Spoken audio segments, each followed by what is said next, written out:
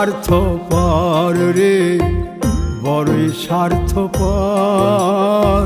বুকের মাঝে জায়গা দিলে যতন কইরা ভাঙ্গে রে অন্তর।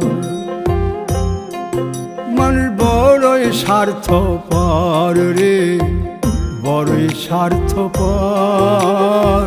বুকের মাঝে জায়গা দিলে যতন কইরা ভাঙ্গে রে অন্তর।